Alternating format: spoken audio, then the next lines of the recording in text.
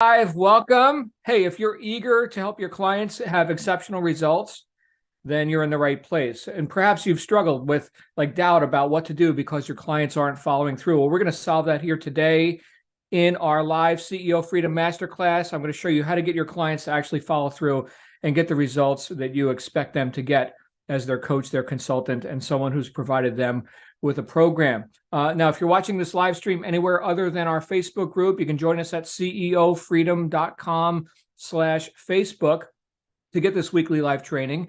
Also daily strategy and tips and access to free resources, as well as connections with our community, which is also pretty valuable as well. I'm John Lavenia. I'm flying solo today. Usually I have my secret weapon, the amazing Shannon Lavenia, here with us, but I'm flying solo. I'm one of the creators behind the CEO Freedom programs and the paid framework, as well as the Brand Builder AI automation and integration system. So we provide entrepreneurs with tools, automations, and strategies to sell out your programs and truly dominate your space. So if you're looking to dominate your space, that's why you're here in this group and you're in the right place. So today, of course, we're going to talk about how to get your clients to follow through and get exceptional results. If you want to do that, there's going to be four things I want to put your attention on today, which are easy to implement.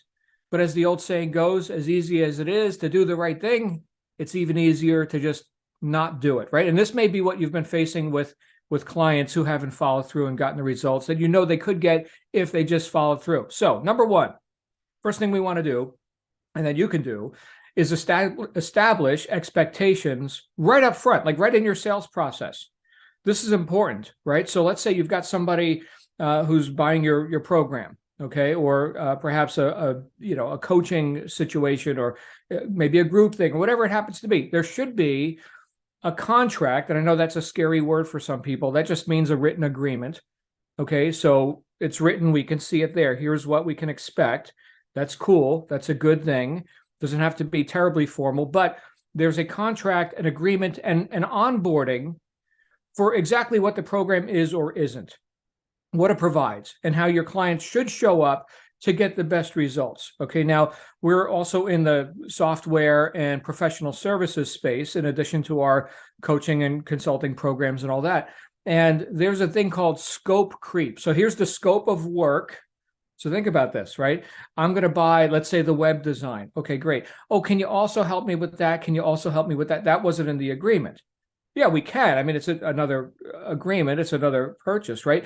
But expectations, the boundaries around that can be really loose, and that could cost you a lot of time, and it could cost your customers a lot of time if there isn't defined, clear expectations right up front. Okay, so there's a saying around here: if it isn't written, it isn't true. So put it in writing and show people, here's what you could expect. Here's the scope of work, or here's the scope of responsibilities. Here's my zone of responsibility. Here's your zone of responsibility.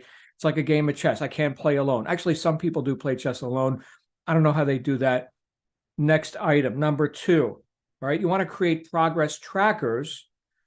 And this is a bit of machinery, or it could just be on paper. All right, but these are trackers that your students, your clients are required to fill out. So this is something they do on their own. Again, it's their own accountability that they're going to be able to track, and do that as a solo act.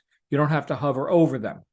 Now, this should include measurable activities like setting appointments, how many calls did you book, or appointments that were set, or sales, enrollments. You could track all different kind of action points throughout whatever business they're operating or that you're coaching them in, right? So these are things that they can track, and it's a beautiful thing when we actually have statistics to look at. Another old saying is you can't steer a parked car. So if we're just sitting around, philosophizing about, the theories of what could be good, well, we can't optimize that. We can optimize statistics. We could say, oh, this is good, oh, this is bad, right? Either way, now we can look at the data and we can make objective decisions about it. But we can't do that if we don't track what's actually happening. And like I said before, as easy as it is to do the right thing, there you go, right? So we want to know what things are happening, because if you got more than three priorities, you don't have any. So we got to say, these are the priority things.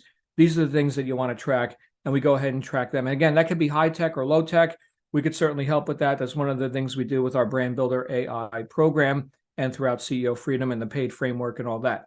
which brings me to the third thing, which is related to number two, which is accountability in itself, right? So we got a tracking device, okay, or paper or whatever it is, but we also, like in our world, we provide an accountability coach to keep people on track and moving through the program.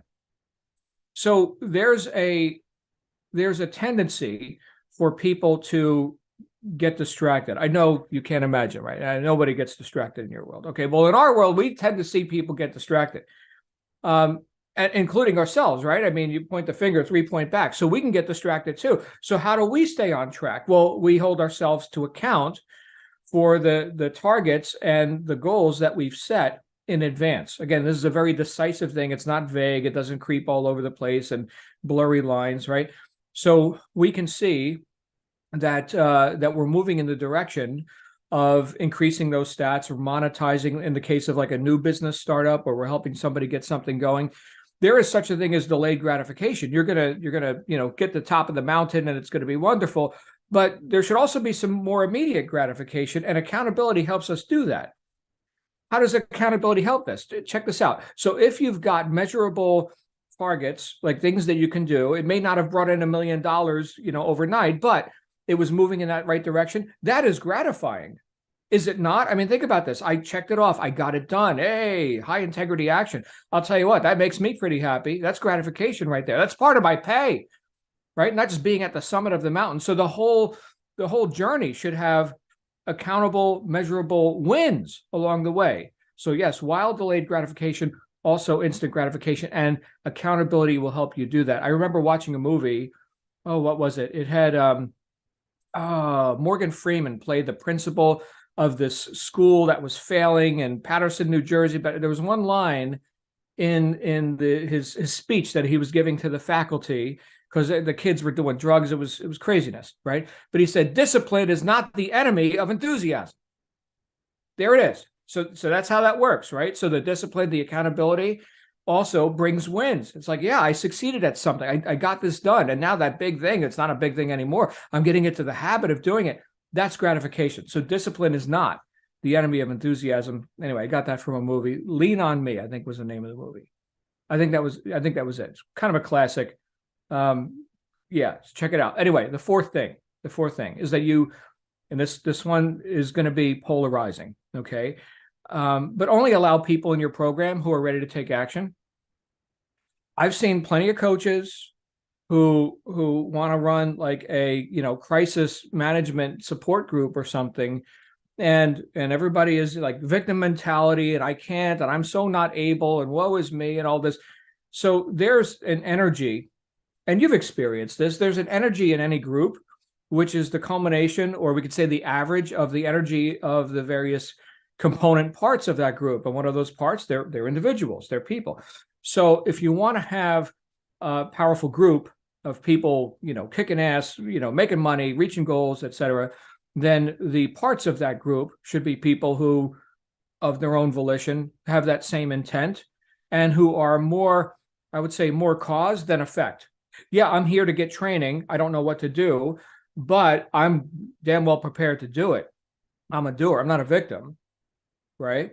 And so when you have those kind of people, and you populate your groups and your courses, your programs with those kind of people, it's a completely different experience than if you are allowing in what I call the spiritual vampires, right? I mean, they suck the juices right out of you, and you feel weak. You got to go take a nap and a shower after I got to deal with this person. Oh my goodness, right?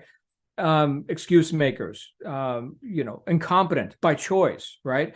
Blaming, again, crybaby, victimhood. I know this may sound a bit polarizing, but you can't be all things to all people. There are support groups. There are. I ran a mastermind group for years, and there were different topic discussions and things like that, but it was all about production and success and things. Sure, I understand people have crises in life. It happens at, whatever. That's just not the purpose of this group. There's other groups, so you can't be all things to all people. So decide who you are and what this group is about, and your coaching program. Again, this is within the scope, within the parameters of the agreement, right? And then have people conform to that, rather than you attempting to be all things to all people, or selling yourself out, so to speak, like letting anybody in. Again, I said that from experience, right? So I'm not just giving you theory. I'm giving you like, here's what we actually have observed in decades of, doing the kind of work that we do. Okay. So don't let people drain your resources and bring down the average of the group, right? Hinder the results of others. Misery loves company. You've heard that, right? So we got to be on purpose and we got to move. We got to go places. All right. So choose people who are ready to take action. So those are the 4 things.